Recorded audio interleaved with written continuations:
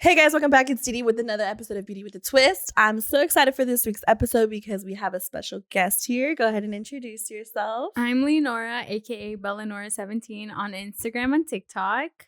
Well, thank you for being here, girl. Thank you for having me. Yeah, of course. You drove here from where? Torrance. Girl, we got LA in the area. Yes. I mess up just saying that.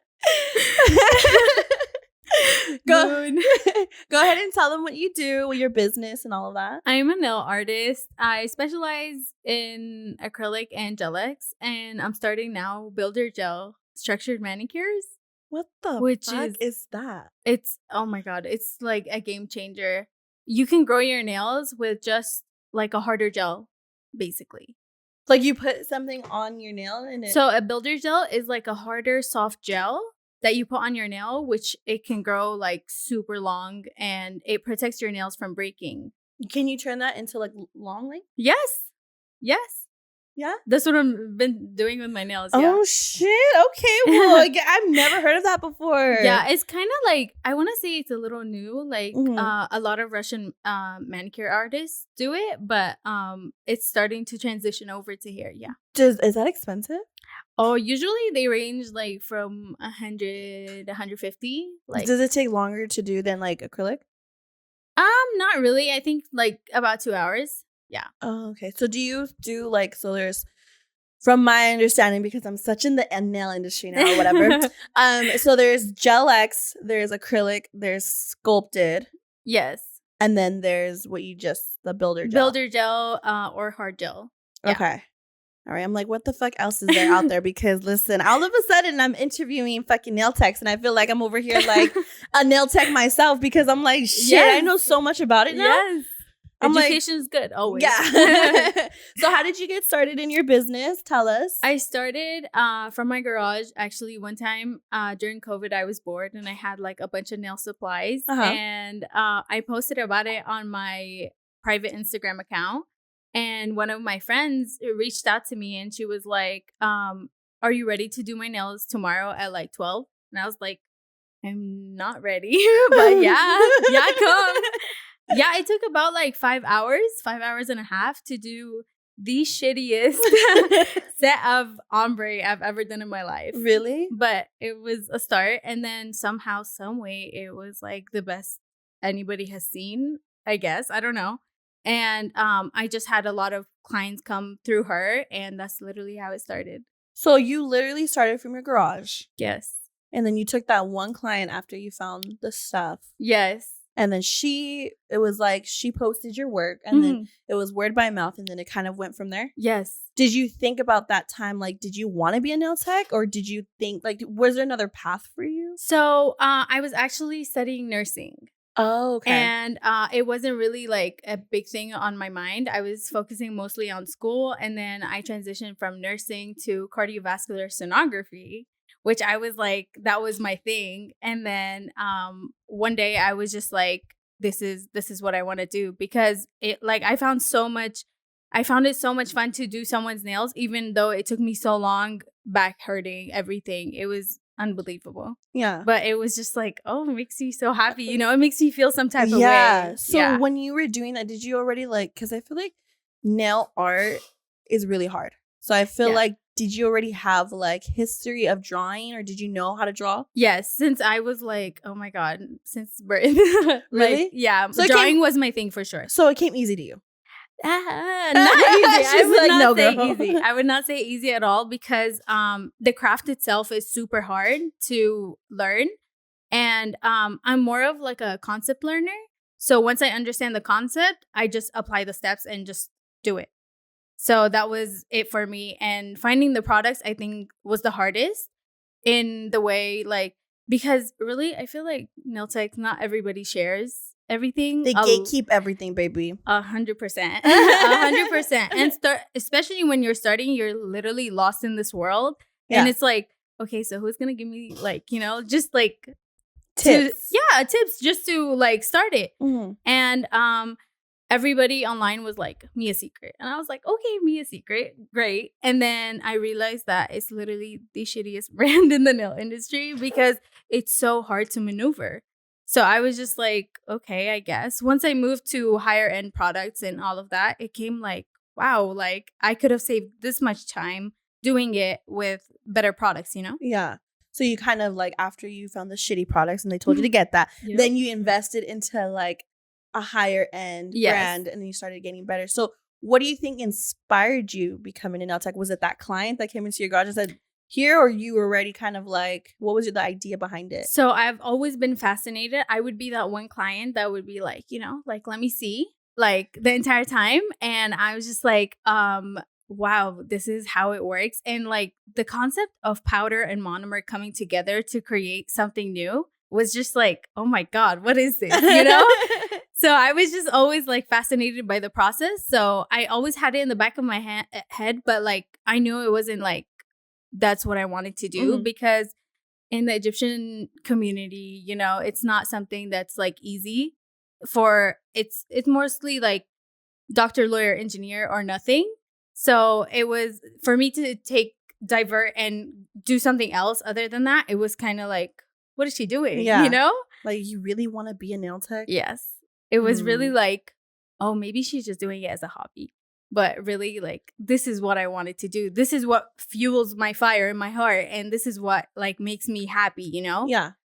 Yeah. So, yeah. So your parents, when you kind of told them that you wanted to be a nail tech, what was that conversation like? So it wasn't the easiest because they have a very old school mentality, which I understand totally. And it's just like we all grew up this way. So for you to do something that's not like a 9 to 5, you know, like you want to drop out of school or, you know, do your own thing on the side. It was kind of like it's unheard of almost.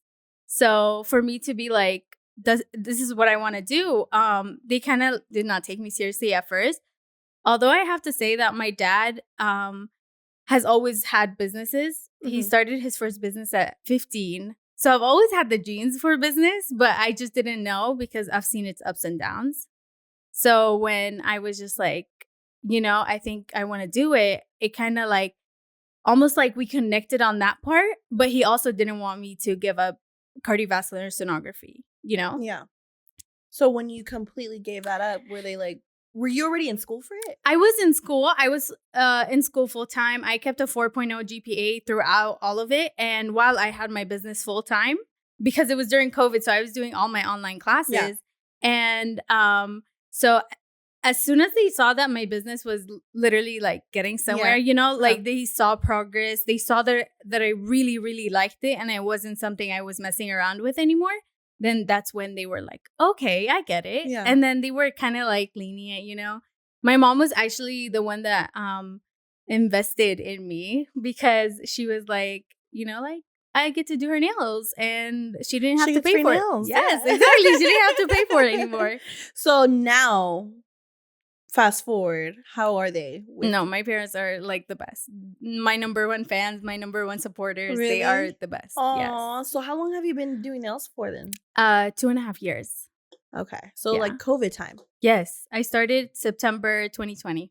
Okay. Do you think COVID was like a good thing for you or was it? It was the best thing for me. Everybody that I talked to literally says the same thing. Yes. Why was it a good thing for you? It was good because a lot of it kind of, I'm not going to say, I would say competition. I mean, it's unspoken competition, but it's there. It's for sure there.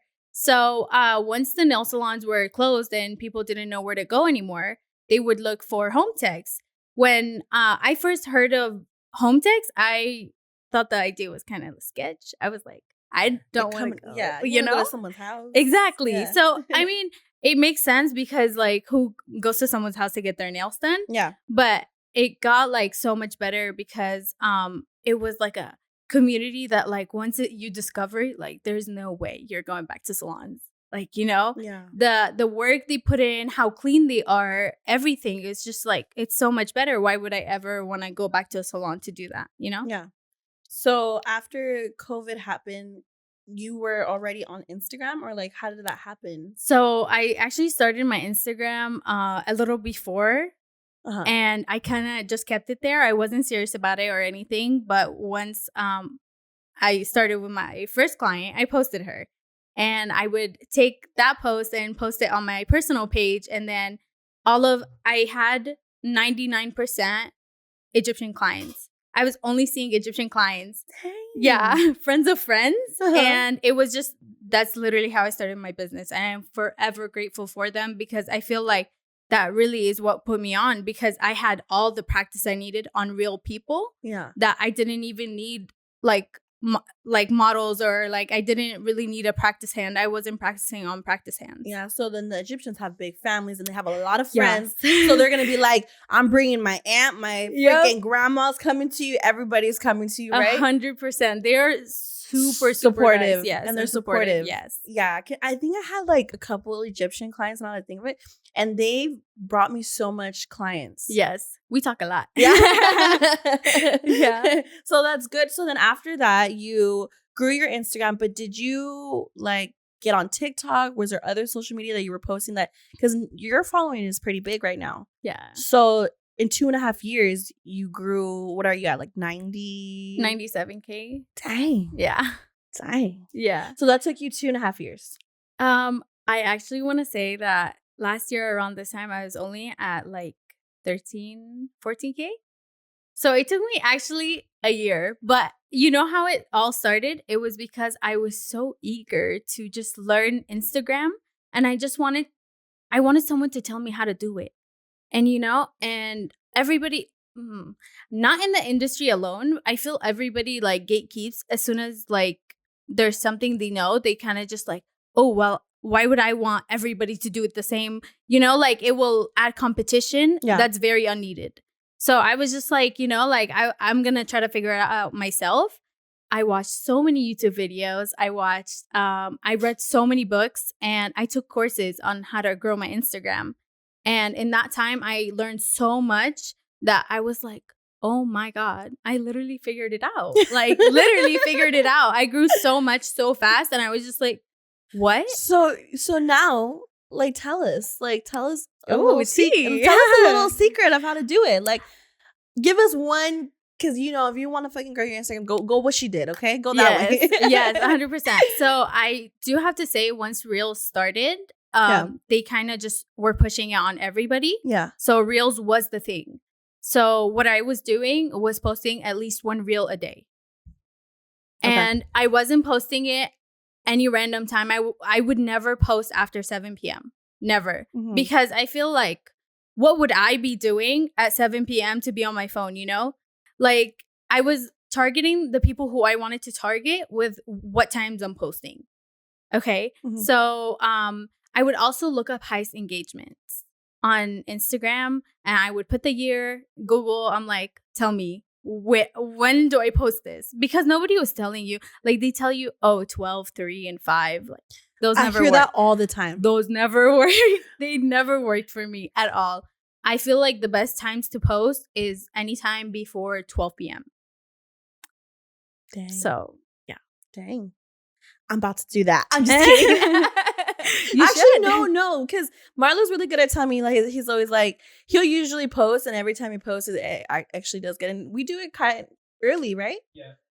Okay. Yeah. But it also depends on the algorithm, right? Of each person, or do you think for what worked for you, you think that you would give the advice of like before 12 p.m.? So what worked for me, I tried so many different things, and I would kind of collect data from everything and just see what worked best. So I've heard, I actually taken a course, and it says, I'll go look on the insights and see when it tells you to post or when the highest engagement is. I mean, that's great. Yes, do it. Amazing. But it will only target your followers. But I want to grow. So I don't need to target my followers. I already have them. Yeah. But I want to also target people who are outside. I want my content to be out there to more people for me to get more followers. And the only way to do that was to post at times where my non-followers are on there. Yeah, exactly. And that's literally how it works. Yeah. So now you were posting Reels every day. Yes. And then was there a certain, like, for me, for example, I'm trying to change in the habit of like doing like little vlogs and stuff, because people like to see that, like a day in the life or like what I did, because not only I feel like what helps too is like they want to see your work, don't get me wrong, but they're also a big fan of you. Yes. They want to know about you, girl. They want to know what you are outside of your business. So I feel like that also hits as well. So I feel like for me, I'm trying to just, do little vlogs and adding my work somehow in there as well. So I feel like that helped me too. It has to be like you have to, like, you wouldn't want to go to a nail tech who does not, you don't even know what she looks like. Oh my God, and I've seen that, girl. I don't see nobody. I see like a bunch of nails and I'm like, damn, I wonder what does she looks like. Exactly. Yeah, like, that's so true. Exactly. So I was just like, even sometimes like at events or anything, like what I notice is like I would notice people by how they have their nails done. And I can tell it's you by your nails and not necessarily your face. That's scary. That's straight up scary because, like, why would you even want that, So, no, I think it's 100% like it should be more about you and then about your work as well. But your work also does not define you. Yeah. If that makes sense. And also, too, like, you don't want to go to a nail tech that's kind of like, you want to know I'm not saying you shouldn't put your 100% personal life out there, but you should also let your followers know about a little bit about you, because I don't think I can get my nails done by a nail tech if I like know nothing about her and know her vibe. Yeah. Like, yes, I'm gonna be fucking bored. Like, what? I'm gonna be sitting there like, so how's your day? Yes. You know what I mean? Yes. Like, yes. I don't want to do that. I want to know her vibe. Even though I can get along with everybody. Mm-hmm. I can just imagine, like, for someone that doesn't and has like social anxiety, like they can't be out and, like, you know what I mean? Yes, I get you totally, because I do feel like going to someone that you don't know their vibe. I feel like vibe in our industry is like huge, because I wouldn't want to spend 2 hours in front of someone that I'm just like, okay, when is this going to be over? Because I'm here to have fun. I have fun with all my clients. We get along. Like, we're best friends. Yeah. So for someone to be sitting there like, yeah. It's not fun for either one of us. Yeah. So. And don't you think we're more of a best friend to our clients than their own best friend? Because they've been telling us the tea. Yes, that's right. We know so much. I'm like, who cheated with who? Exactly. Who was with who? Yeah, we'll support regardless. Blindly. We're on your side 100%. Just know 100%. that. 100%. Yeah, but I honestly truly think that, at the end of the day, you have to go with someone's energy. Yes. So yes. I feel like that's another thing. We've talked about it before, that's a huge factor on getting clients and word by mouth, because they're going to refer you by saying, hey, she was a really good nail tech, but she's a really good person. Yes, 100%. Yes, because, who would want to go to a crappy nail tech? Like, if she's rude to you, like, you wouldn't even want to get your nails done by her. Like, there's no point. Yeah. Yeah. When you first started, what do you think was one of the most complicated things when you started your business? I think getting myself out there was hard, and also just trying to prove that I'm like, I could be your nail tech, Yeah. And obviously the craft acrylics is probably like one of the hardest things to learn, especially if you don't even know anything. Mm-hmm. And for me, I'm self-taught. So I learned everything by watching girls do on YouTube and TikTok, Instagram, that's literally how I learned. So for me to, like, I didn't really have a teacher to be like, oh, this is exactly what you're doing wrong. And everybody has different styles of everything. You can see the highest apex and it would be like, okay, so my work is weird and it doesn't look like hers. Maybe there's something wrong, you know? Mm-hmm. And then you try to go to the high apex and you see clients, they're like, that's actually not what I like. Yeah. I like the thin, like smooth nails, you know? I was just like, okay, I don't know what to do. Yeah. I feel like, I truly believe that it is a complicated thing, because I'm like, sometimes, again, like, when you're new in the industry, it's like you want everyone to somehow go to you, and it's kind of like, what makes you different than any other nail tech? Yeah, So for me, that was the same thing. Like, I wanted to, like, get along with everybody, and I was like, please refer me. Like, I'm really trying to grow in this fucking industry. Yes. No, I get you, because I was the same. Yeah, it's really hard to be noticed. It's extremely hard, especially in the beginning with 200 followers.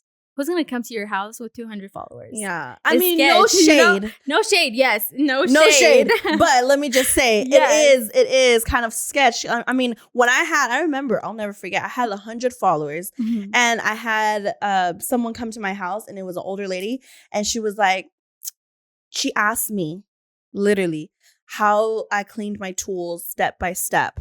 And she wanted to see me, which I can get, but it was over exaggerated. But because it was on my house, and no, my house is not like freaking filthy. I'm not saying that. I'm saying that she just wasn't comfortable coming to someone's house and saying, "Hey, like," she wanted to see what I was doing. Yes, and it makes sense 100%. But again, take yourself outside, you know, and look at it. Really, like, do you really want to go to someone's house that you don't even know these many people went to it, and they're a stranger to you. You don't know how they clean anything. Yeah. You don't know how they do anything. So do you really want to be there just like... So now my question is, do you think that someone that has a business should go straight solo and go into like because you work you rent like a space, a studio, right? Studio in Salon Republic. So do you think that someone should just go solo? Should they work in like a salon environment first to like booth rent there and then get their foot out the door and maybe rent a space? Like, what do you think? What would be your advice on that? So my advice would be 100% solo, because that's what I did. I feel like even like word of mouth will get you way far in the industry, then especially as a beginner. It will get you so far without you having to do so much work, you know? And since, you know, your friend went to her, like she did her nails good, her vibe was good, everything was good, then you'll trust your friend, you know, and you will do it that way. The salon thing, I wouldn't recommend it personally, just because I feel like it's kind of hard to just find a place and to pay rent when you really don't know what you're doing. Like, you really have no idea what you're doing, and you just need to depend on yourself and do it yourself. Prove yourself before you can even go out and do something else, you know? Yeah. I mean, that's true. Yeah. Salon Republic came after what, 2 years of being in the industry. So like I couldn't just walk up and be like, you know, I'm ready to pay rent, because oh my God, I wish I was back at home not paying that rent. Rent is expensive. No, it's and you know, places like that you can pay monthly, weekly, bi-weekly, and girl, let me tell you, they're high. It's high. I charge booth rental here, but my booth rental is not even close to what your guys are out of like Aspire or Salon or Phoenix Salons. It's crazy expensive. Insane. Yeah. And for someone to just start there, I think that's insanity by itself, because like your money's all gone. You need that money to invest it. That's what you need. Yeah. Yeah. I mean, at first, maybe at home, and then... Yes, 100%. And then we just go straight solo, okay? Yes. That's just the fucking advice. Yeah. I want to show you a video really quick. You posted this, and I think this is by far my favorite nails. This one. My Gel X? Yeah. This is Gel X? Yeah. Girl, this is on another level. That's crazy, because this client, she booked an appointment, right? And I was just like, oh my God, you know what? I'm feeling like a little creative, you know? Valentino just dropped this new collection and I want to put it to use somehow. Yeah. Let me just do something. And when I tell you I trust my brush more than anything in life, I let my brush do whatever it wanted to do, and that's literally how it came out. I promise. This is literally crazy. Like, how did you know to add the white? How did you know to add the gold? Like, it's just like, bitch, no words. Literally no words. I don't know. It just like comes, you know? Because I was like watching this and I was like, there's just no way.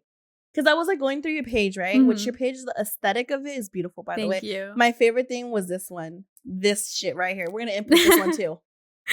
Because this is nasty. Yes. Disgusting. Disgusting. Yeah. Yeah. Nail techs using their nail files. Reusing their nail files. I mean, yes. In no, salons. but do people do that? In salons? Really? Yes. Can't you sue for that? I mean, if you get an infection, right? Yes. Yes, if you get an infection, but like if your skin is okay with it, then you're I okay feel with like it. a lot of clients don't even know, right? If you're at a nail salon, if you're not a nail tech, I don't think you can really tell because we know what a worn file looks like. Like this has been used before, so we can tell, and especially the buffers, you can tell right away because they'll have like dust on them still, and they will still use it on you. Baby, yeah, no, it's sanitation. It's sanitation. It's crazy. So going back, I want to talk about the whole schooling and sanitation part. Crazy. Yeah, I want to talk about where you went to school. We can blur out the name, but you can tell me the name of it. Okay. And we can blur it out because I feel like every time I talk about, where they got licensed and stuff, they're always like, I went here, but it was the shittiest fucking school. I don't recommend it every single time. That's literally what I'm about to say. My school was so bad. It was disgusting. What was the name of it? Okay, blurt that shit out. Yeah, it's crazy because I really thought I was gonna get that, like, I'm gonna learn something. Yeah. But I went in there. First of all, they didn't tell me that it was a Vietnamese class. All the students Vietnamese? I want to say 95%. So like the 5% of students that were, it was such a small class. Like I would say maybe like 35, 40 of us. So it was tiny. The school was like 2 classrooms. Oh shoot. It was something else. So what did you do then? Like what? My 400 hours were strictly Netflix. And yes, if I wanted to learn something, I would go on YouTube and search it. And if I wanted to kill time by doing a set of nails, I would do that. But other than that, I promise you, it was literally just Netflix. I was just having fun there. Oh my gosh. But you know what? It's not surprising me because a lot of schools are like that. Yeah. But I feel like if you want to become a nail tech or you want to become somewhat in the beauty industry, it could be Estes, Cosmo, like hair, nails, skin, anything, you should have some type of knowledge going into it. Yes, 100%. You know what I mean? Because I didn't learn anything. So whatever she was just saying, I promise you the classes were like, okay, so you have to put the file on this side and you have to put this on this side. And this is how they're going to test you stay board. Like your SMA. But it doesn't like, I didn't even end up taking my practical. That was a waste.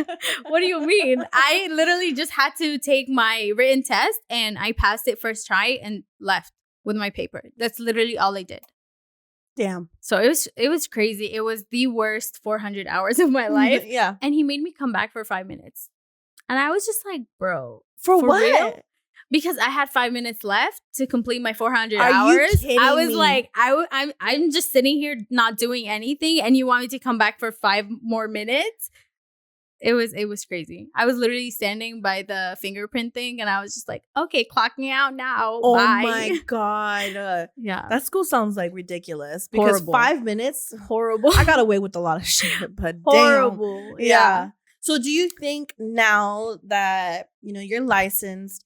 A lot of nail techs are not licensed. Mm-hmm. And this is always a big controversy of like, we get a bunch of comments on TikTok. Well, their, nails are $200 with an unlicensed nail tech. You know what I mean? But what do you think, in your opinion, on a licensed nail tech? Let's say she's really good, but she's not licensed.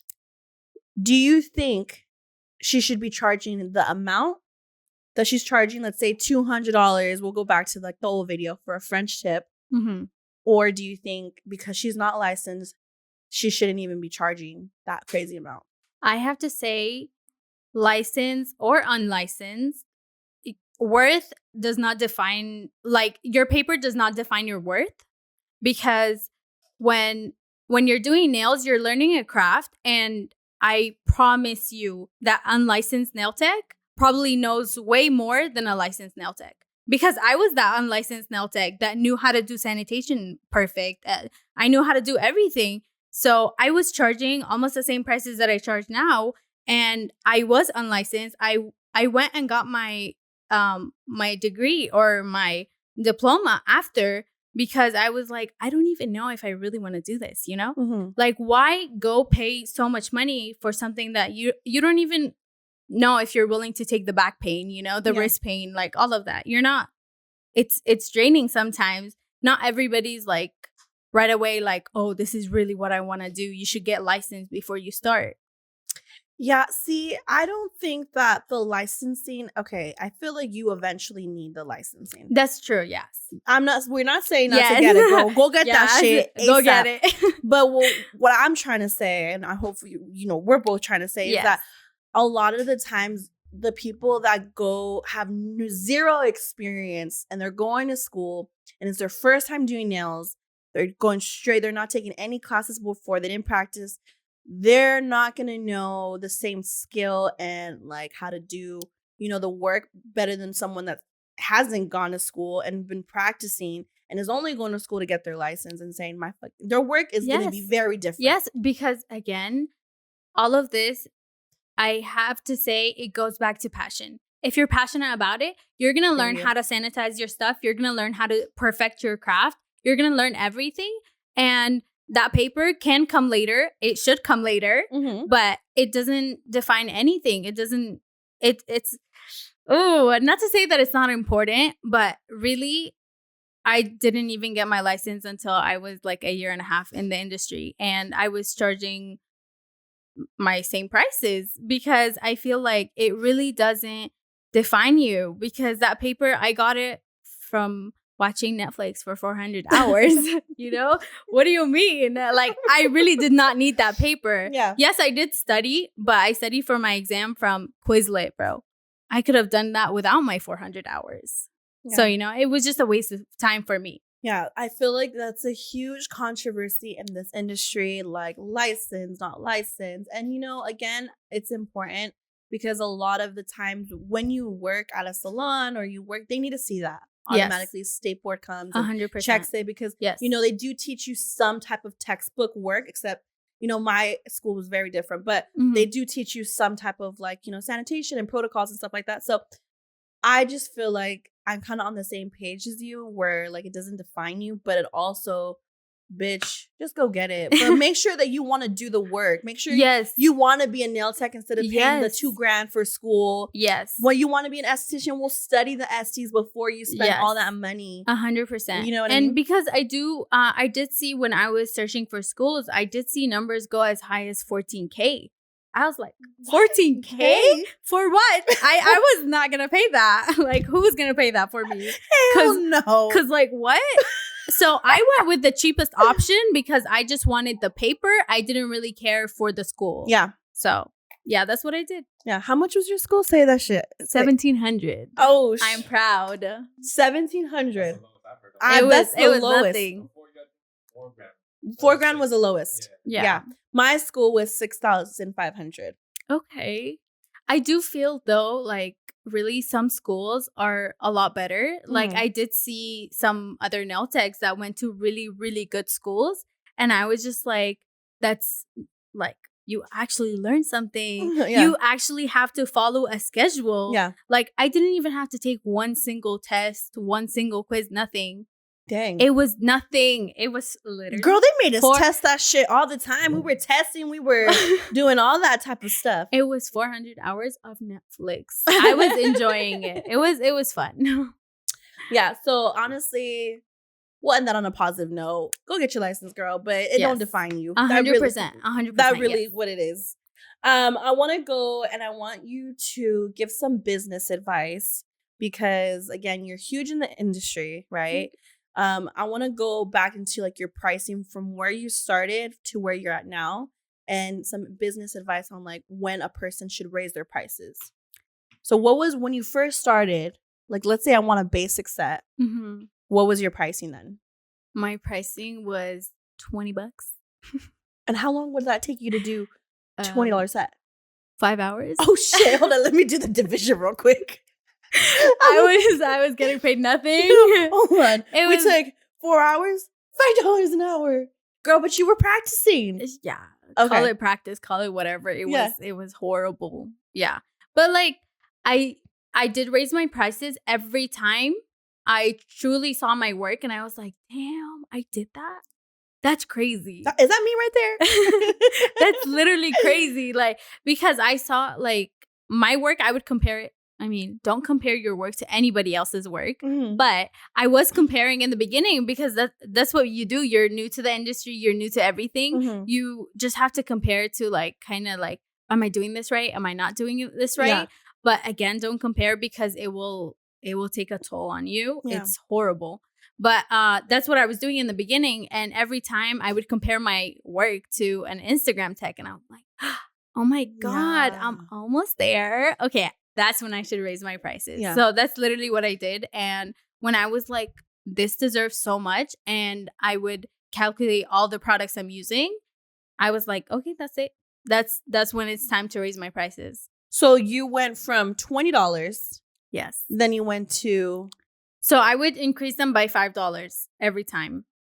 Okay, so like 20. That's including design? Yeah. Damn. Yeah. Yeah. Okay. I did a full French set with marble encapsulations. And I also encapsulated some other like decals in there, blinged out everything for $50. And that was my practice. Yeah. And back then, for some reason, I feel like the industry was more about designs and everything. So I was just like, okay, let me practice what the industry needs. So that's what I was doing. But once I like got to where I want to be, I focused more on natural, like my Bella Nora's almond, French, you know. The way you fucking shape makes me beautiful. Thank you. Literally, I'm telling you, I was stalking you. I was like, how is it so crisp? How is it so like sharp? Like, I don't fucking get it. Like, there's people that, you know, we'll get to that, but they do certain designs and stuff and they specialize in it. But I feel like your specialty is your shape. You got that shit. A little bit. Girl, I like your shape. Thank you. And your French tip and all that. Thank bomb. you. So where's your pricing now? It depends. Okay, let's say that set right there that I showed you. That would be $140. Okay. Yeah. It's a reasonable price. Yeah. How about an extra long set? Ooh. I want acrylic. Give me the extra long. I want the Swarovskis and I want the French tip. I do have to say that the most I've ever charged was probably $250. Okay. For a set. So it wasn't even that bad. I do charge like per nail, like whatever design they want. That's how I go off of it. And like extra long. I want them Cardi B long. Okay. So I would say around like 250 or something. Yeah. All right. With bling, yeah. Have you done a celebrity yet? Yes.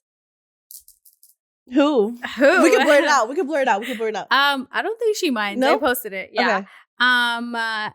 You know Wilmer Valderrama from the 90s show, 70s show? Oh yeah. Oh my God, you did her nails? His wife or fiance. Yeah. Oh wow. So did they hit you up? Yeah. So one of my clients, her husband is like a celebrity bodyguard kind of thing. And they're really close friends with them, and they just hooked me up, and I was like, okay. So is she like your client now? No, so she's a model. She doesn't get her nails done often, but I did it for Nakano's first birthday. Dang. Yeah, it was all Disney themed. I drew Encanto. Her husband did the voiceover. Wilmer did the voiceover for the dad, and I did it on her ring finger, and like I did Nakano's birthday, Nakano's name, and like did Encanto themed everything. Wow. Yeah, it was super cool. So that was like your first celebrity. So you're yes. Dang. Yeah, that was my first. Did they post you? She posted you? Yes, she posted me. She's super, super nice. She's like, oh my God. Now, did you charge her? I did, because I did have an influencer that came, and I didn't want to charge her anything because I was like, oh my God, she's coming to me. Is she a big influencer? She's not huge, but to me at that time, I was like, oh my God. I want to know. Tell me, we can blur it out. Yeah. So I did her nails for free, and all I asked for was a post. and she did not even post me. And I was like, so you did her nails. Blinged out, girl. Blinged out. Did you drive to her? No. She came to my suite. Oh, okay. Yeah. And did she tip you at least? Or yeah.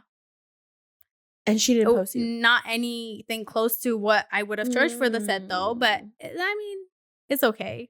So, we live and we learn. Yeah. So we had this, shout out to the brow laminator. We had a podcast with her, and she does all her influencers for free. Mm-hmm. Do you believe in doing all the influencers for free? Because again, it's like marketing, or I know there's like a controversy out there where they were like, oh no, I'm going to be charging you. So I feel like if you can't get it yourself, yes, use them as marketers for you. Mm-hmm. I do feel that you can do it on your own, unless you're like super, super small, you know? Like, I think I would do it for free if I was like at like 10K or something. But once I see my numbers and my insights and they're almost like the same, like why?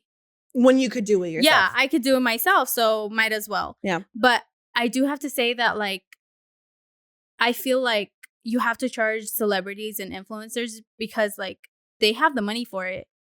Your clients, like, yes, they do come get their nails done, but I know some of my clients have 2 jobs. They do, like, the absolute most to get their nails done. So, like, why can't a celebrity, whoever it is, can, like, pay it, you know? And there's a lot of like celebrities and influencers that, you know, they'll tell you like they'll do like a cross promotion. Basically, you do their work and I'll post you, you know? So it's a hit or miss because I really think it depends on who it is. Yeah. Personally, for me, what I've noticed is that you'll get more engagement, you'll get more followers, you'll get more people coming to you if you use a micro influencer. Really?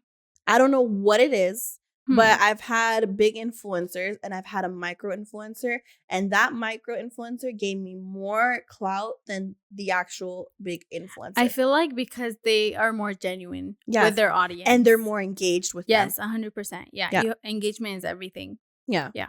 So I really felt that, and I was just like, well, why the fuck am I doing free work at the end of it? But then I can understand on like who to give free services to and who, you know? Yeah, I get you. Yeah, but I mean, that's a little controversy. Yes. I want to talk about a quick trend really quick. Mm-hmm. I want to know your worst, what do you think that's trending, and what do you think that you're like something that you're completely over with in the nail industry? So I think what's trending right now, I do have to say the chrome has made a huge comeback after Hailey Bieber. That was insane. It was everywhere. Yes, literally it was everywhere. And I feel like, oh my God, I low-key miss chrome because chrome when I first started was like the thing. Yeah. And then it died so quick. And now that it's back, I'm just like, oh my God, this set looks so good. And I didn't even do work. Like the chrome did it for me. It literally was just the paint and the powder. Yeah, right? the chrome did it for me, and it looks so good. So I really like chrome and how it has made a comeback. And one thing I'm over is for sure the double French. Stop asking for it. I don't want to do it. What is that? It hurts my heart. Double French. Okay, so you know when they do the French and then they add like a very thin line on top of it? Okay. This is just a French, right? Yeah. Okay. So where the French ends, you know, they add like another line, What? I have never gotten that shit in my entire life. Please don't. Please don't. It's not this, right? These are just no wiggly lines. Oh, this? Here. That middle? Yes. Oh shit. That looks intense. Can we input this right here? Yes. This is crazy. I hate it because it triggers my OCD like no other. Because there's no matter what I do, I feel like my brush just gets a seizure in the middle of it. And I'm just like, I have to redo it. And it takes so long. And I'm just like so over it. Like it literally triggers my OCD. I just, yeah. That's something I feel like it should be done over. Don't ever do it again. Yeah, I've never done that ever in my regular life. French is cute. Oh, regular French is me. Do that. What about shape-wise? Oh my God. Duck nails. Stop. Duck nails, I feel like, are the worst ever. They are horrible. They look so bad. They look so bad. Tell me why. Oh my God. I've seen him for the first time. I was at Target and the girl in front of me had him. And I was like, what the fuck? It's like, but you know, to each their own. But damn, that was to each their own. No, don't come at me with that. I don't have it. No. What if someone said, hey, girl? No. No, absolutely not. They were like, horrible. Hey, you know, I really think this is trending on TikTok. I really this is my inspo picture. Here it goes. No. Do you ask when your client comes, do you ask them for an inspo picture before? I don't ask before, but if they send it to me, they send it to me. Okay. But yeah, I don't ask before. It'll usually go along the lines is like, hey, girl, this is what I want. Can you do something like this, right? Yeah. Okay. Yeah. But usually they just come and whether they tell me like they saw something on my page or something they want to recreate or they're like, do your thing. Yeah. I'm like, okay, that's my favorite thing to hear. Me too. Do it. I'm like, I'm going to do what I want to do. Yes. As there's some points where like, obviously my industry is completely different, but I'm telling you, I've done so many of these podcasts with nail techs that I feel like I'm a fucking, pass me the monomer. Yes. Pass me that shit. The acrylic. Pass me the monomer, the acrylic powder, whatever the fuck, and I can do it. Yes. But I feel like my industry is very different. So I do brows and facials and stuff like that. So when I hear my clients that have the nicest skin, they're like, girl, I don't know what to do, but just work magic on my face. I love to hear that. I love that. Because I'm like, I'm about to, girl, you asking me for that? I'm going to give you that. You know what I mean? I go to my my esthetician and tell her the same thing. Like, first time I walked in, I was just like, I don't know what to do. You do whatever you want to do because I'm kind of new here. Yeah. You're like, girl, I'm going to trust you with my skincare, whatever. Yes. Yeah, that's kind of, I mean, like I said, we're not in the same industry, but we are in the same industry. Yeah. I think it's because service industry. We're all in the same. We're service providers. Yes. You know what I mean? So I feel like we can understand when it's like a client no-show, a client being late. Mm-hmm. Like, do you have strict policies for your clients? So I actually started with nothing. No policy, no nothing at all. Girl. At all. What? And every policy in my policies, I have a story. And it's all because I've had someone do it to me and I was just like, wait, I don't want them ever to do this again. And that's when I created a policy. So I did the 10 minutes late, the like deposit, no show, deposit? Yes. Okay. Deposits always. And no show, no call. That's ooh. How about kids? Kids are okay. Yeah. I love kids and I get along with them. Uh-huh. And I just feel like it's okay. Yeah. As long as they're, Same. I controlled. The thing is that I see a lot of people in the industry, and this might be controversy as well, but I feel like there's a lot of people in the industry that are like, you go on their highlights and they have their policies. Obviously, I have that too. I'm not going to lie. But it's like 15 of those motherfuckers. There's like past 5 minutes late, deposit fee, deposit goes towards the appointment. If you're coming after my appointment time, it's an extra $50 fee. No kids allowed. Yikes. Park over here. No restroom. I don't fucking know. Something like that. You know what I mean? Yeah. And it's at the end of the day, like, who really has, like, what if you're a mom? Yeah. It's really hard for moms. And that's why I have a lot of moms. So I have to, like, accommodate for that. Yes, for sure. Because where are they going to leave their kid? You know, they're paying your X amount and they're going to have to find a babysitter and pay extra for that to do just a service, you know? And I feel like I have the space for it now. I didn't have it when I was in my garage or my shed. But now that I have it, I'm just like, might as well. It's okay.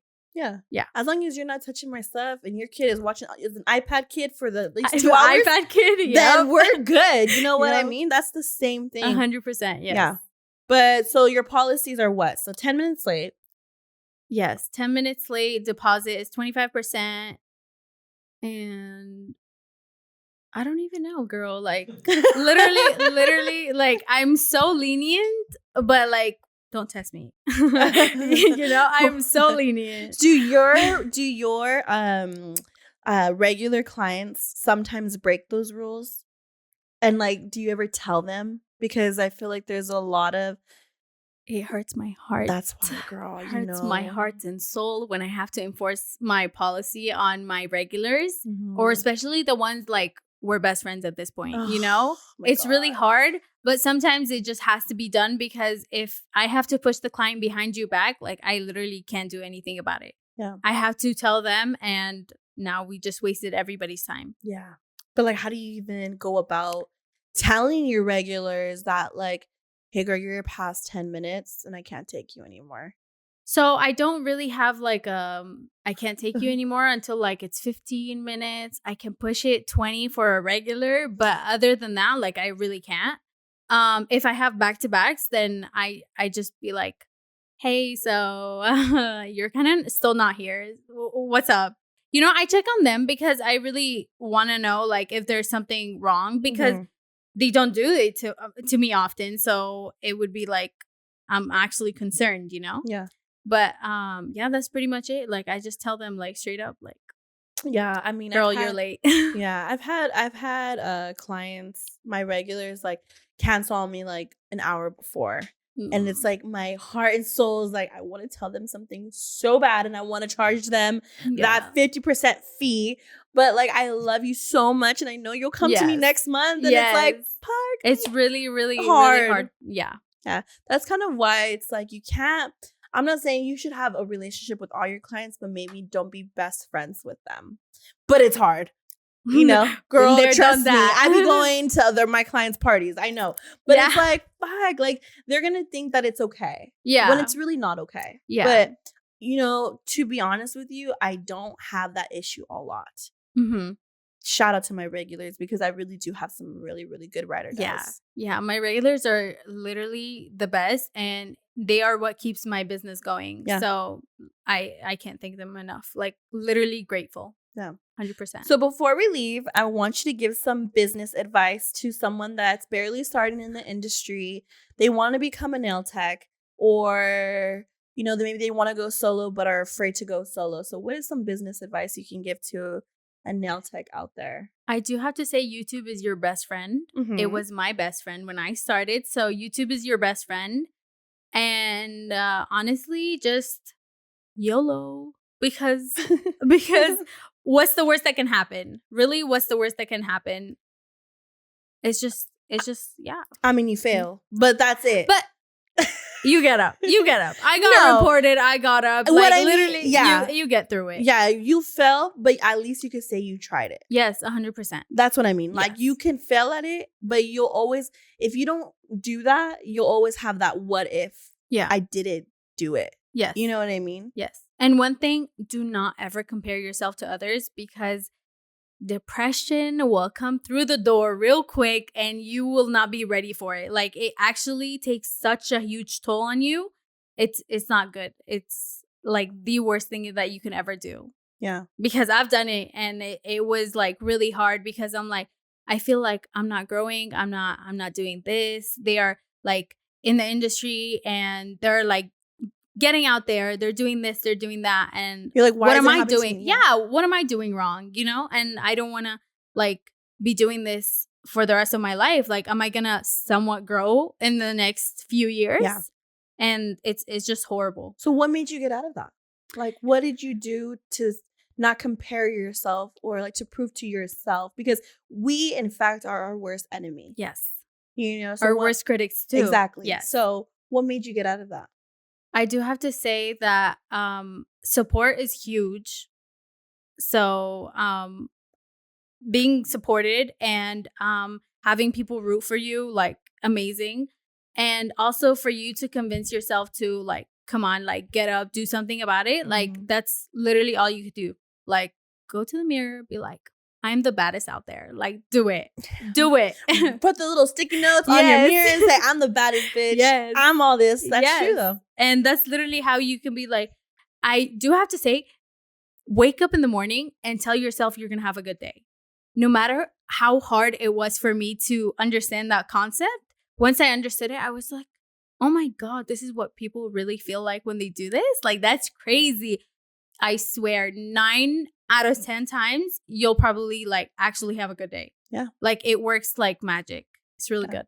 And always wake up and like manifest something. Today's going to be a good day. I'm going to be have a productive day. Yes. And always plan something for yourself. Yes. Even stay busy. Exactly. Yes. That's what I was going to say. Yeah. 100%. What's your sign? What's your zodiac sign? I'm a Capricorn.